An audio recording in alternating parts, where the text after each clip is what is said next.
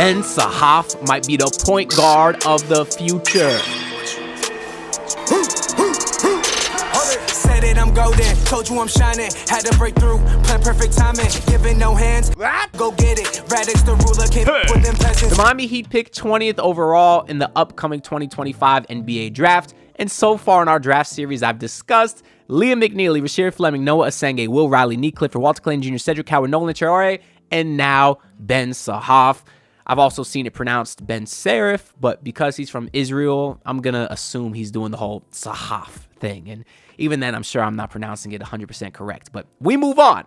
I want to shout out to all the people in my comments that recommended that I talk about him, and make sure to drop some of your favorite prospects down in the comments below over here so that I can make a video on them as well.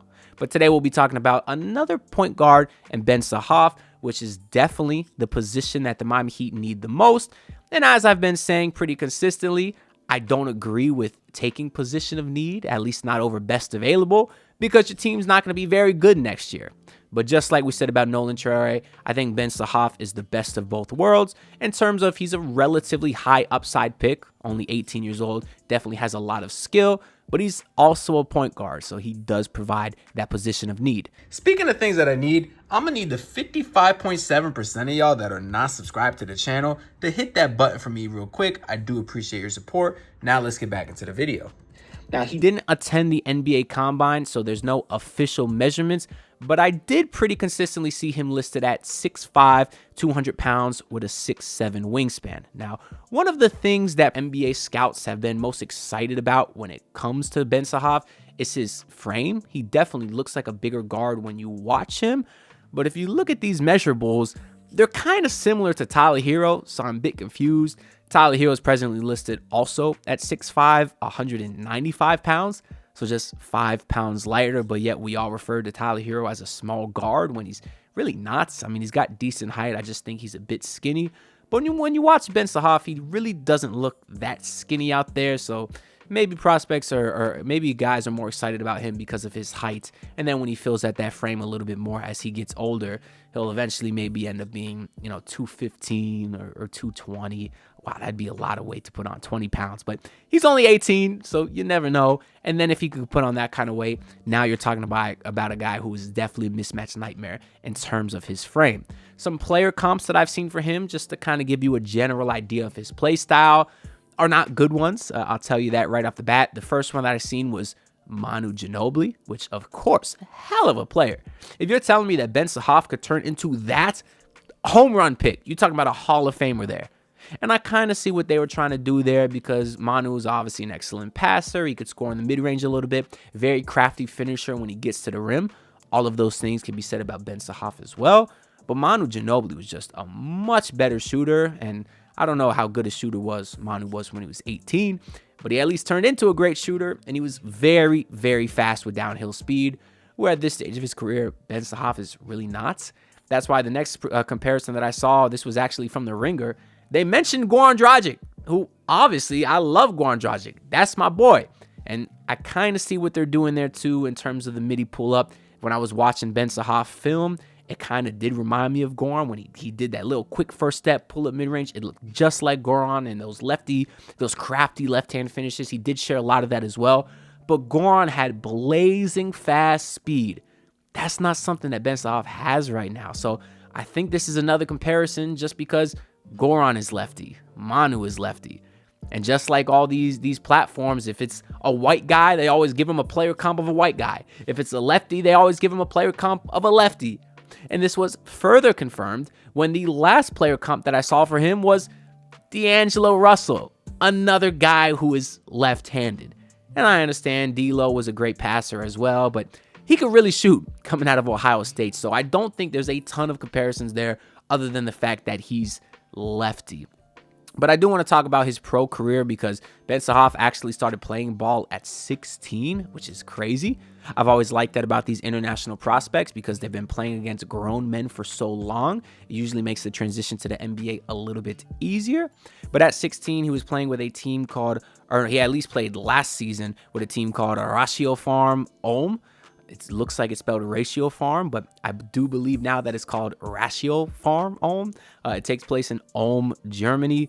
The reason I wanted to look into the proper pronunciation is because we've actually talked about that team before, because it's the same exact team that Noah Asenge played for last season. Those two had a pretty neat duo over there, so it'll be pretty cool to see them both in the NBA next season. That team is not bad. I think they do have some clouts in terms of NBA talent historically. Not great, certainly, but currently on the roster, you have Isaiah Roby. He's most known for playing about 150 NBA games, mostly with OKC, but there's been a other handful of NBA players, lower level role players that have come through that system, including our guy Zoran Dragic. So just to show that there's some legitimacy to that league. It's not like he's just playing against scrub. It's a pretty high level of basketball. It's not as high level of basketball as Nolan Traore was playing last year in France, but it's still a pretty decent level of competition based off my research and very limited knowledge of foreign basketball. But moving on, let's look at his numbers last season for Ratio Farm. I was able to find his Euro Cup numbers in which he played 16 games. He averaged 19 points and 7 assists. We like those numbers a lot. But then we get to the field goal percentage, which is where we kind of start to get a little bit negative and when we talk about these younger prospects, because he was only 42% from the field, which is not great. I mean, there's certainly guys that are worse than that in the league right now. But he was 22% from three on 4 attempts. And as a point guard, those numbers aren't necessarily acceptable at all, really. But he's young, so we're going to give him some slack for that, and we'll talk about his shooting a little bit later as well. But I also want to note that he actually did play against NBA talent, because he played against the Portland Trailblazers in a preseason game last year where he looked really good. He dropped 16 points and 2 assists, actually shot 3 of 5 from 3. So it is encouraging to see that against some NBA talent, he actually played pretty well. But now let's talk about where he was mocked across different major publications, because just like the rest of the young project foreign guards, there's a lot of disparity, just because some publications know nothing about him, while others think he could be a future star. So we'll start with CBS, who had him at number 19, just 1 pick ahead of the Miami Heat, so certainly in our range there. But then NBA Draft.net had him all the way at 41. Bleacher Report had him all the way at number 32. That's back-to-back second-round projections for him. But then The Ringer had him at 18. That's in front of the Miami Heat. You also had Yahoo at number 29 and Tankathon at number 28.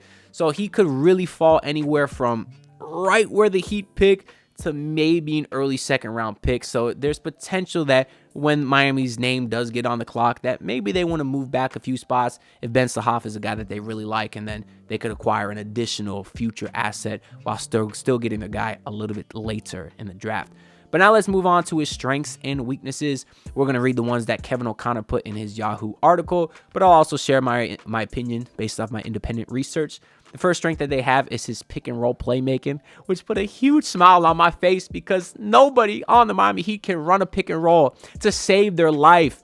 And it's so depressing because you have 2 of the most dominant lob threats in the entire league with Bam Adebayo and Khalil Ware. We know Khalil Ware. We've seen that just his rookie season. A 7-foot guy with that kind of vertical in hands and catch radius. Oh, you throw the ball up anywhere, he'll go get it. And then, of course, throughout Bam Adebayo's long career at this point, we've seen him catch a handful of nasty lobs. His hands are just great when going up for those as well. But unfortunately, nobody can throw that pass. It's supposed to be Terry Rozier.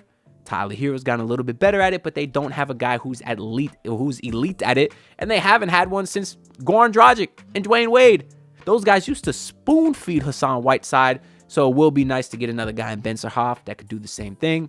It said that he had advanced poise for his age. He's able to control tempo, utilize fakes and crafty passes, and although he is lefty, he's an ambidextrous passer, which is very important when you're looking to create these angles to find open guys. And honestly, his passing highlights are beautiful, whether it's the bounce pass or kicking guys out to the corner with these one-handed whipping dime wraparound passes. He really is fun to watch, and that's the reason why, if there was ever a reason to be high on him as a prospect, that's why, basically. Moving on, it says his scoring craft. This is something that I did not want to mention, but Kevin O'Connor did it anyways. He writes, Ben Saraf wears number 77 for a reason, because of his Luka Doncic-esque finishes. I tried not to say it. I don't want to compare the two guys just because they wear number 77. but you can make an argument that there's some similarities there. I don't think Saraf has the kind of vision that Luka has, but in terms of being a slow guard, but still, or slower guard, but still being able to get to your spots in the paint because of your high basketball IQ and ability to change pace quickly. That's something that Luka does too. Luka's not the fastest guard, but he gets to his spots because of that craftiness. And also Ben Saraf has really great footwork inside. Said he has these subtle deceleration moves before laying the ball in or floating the ball up with a soft touch. These are all very important skills to have if you weren't born with blazing fast athleticism. And then the last strength that they say is positional size. Again, we talked about this a lot, but I think maybe when he gets a bit older and maybe gets a little bit heavier than 220, adds on some muscle, that's when you could really see him use his body to kind of push guys off their spot to even get more open looks in the paint. Moving on to the weaknesses, of course, the first one they have is shooting. Obviously, his numbers weren't great. In Euro Cup, he did shoot 78% from the free throw line, just slightly above average, I suppose. And obviously, the free throw line is always kind of a good place to look about whether a guy has potential as a shooter because he has good mechanics there. So if you want to look at that, maybe you can be hopeful. But in general, I don't think he has terrible form. I don't think it's as beautiful as Nolan Traore, who also had bad efficiency numbers from beyond the arc, but it's not terrible. And I do think his mid-range pull-up is actually pretty nice. The next weakness that they have is athleticism. Says he's a below the rim finisher who's way too lefty dominant on finishes. That part I don't like. I really feel like you need to be able to use both hands to finish against NBA level shot blocking. That's something that I gave Tyler Hero a ton of credit for this season because he did such a great job getting to his left hand, and that's why his finishing numbers were a lot better this year. But he's 18. Like, he will work on using both hands. If he's already an ambidextrous passer and if he's a crafty finisher, I don't see any reason he could get to that left hand a little bit more once he's in the NBA. It also says that he has a good first step, just not super quick on drives, which sometimes all you need is a quick first step to kind of throw the defense off, and then that's how you can get into your dribble pull-up, or you make a help defender come, and then that's when you kick out. He's not going to be a guy that's really fast leading a transition and he's not going to really help pick up the pace of this team, but I don't think he's incredibly slow either, because the last weakness they have is his defense. It does mention that he has average lateral quickness. So again, it's not saying that he's super slow. He doesn't have bricks for feet or nothing like that, but he's not the fastest lateral guy. He doesn't have a lot of strength yet, but he's young. I don't like to judge these guys a ton on these physical type features when you're that young. It's not like he's 6'1" and okay, you're not going to grow to be 6'5", 6'6". He is already tall. He has that. You can get in the gym, film out your frame a little bit, and that'll help you on the defensive end, certainly. As far as his fit on the Miami Heat, just like Nolan Traore, I kind of hate to keep comparing those two, but those are probably the two best point guards in the Miami Heat's range, so I think it's only fair to compare them to. But the Heat could definitely use Ben Saraf for the same reasons. Great playmaker. But I will say, for the final time to compare the two, I do think that I like Nolan Traore more. I just believe that he has higher upside because he was also listed at 6'5" on sub publications, anywhere from 6'3" to 6'5". So he's got relatively the same height. He's not super small. He is quite a bit skinnier, about 15 pounds skinnier right now, but he is fast. He does have that blazing speed, and I think his jump shot will likely end up being better in the league just because right now I think he's so much better on and off the ball. And like I was saying earlier, I think his form just looks a little bit more clean to me. So for those reasons, I do think Traore has higher upside. So if he's there for Miami and Miami wants to go guard, that's probably the guy I would take. But either way, both of these guys would be projects. I'm not sure either one would play a ton in the Heat system as a rookie, although they definitely should get some run because the Heat will need a point guard off the bench. I mean, they're going to need a point guard in the starting lineup, so they'll certainly need one off the bench as well. So I'm cool with it either way. And also, because he is young, he could be used as a potential trade chip if after the draft, Giannis becomes available and says Miami, or Kevin Durant says he wants Miami. I do think the Suns or the Bucks could be interested in him since he's a nice young project to work on.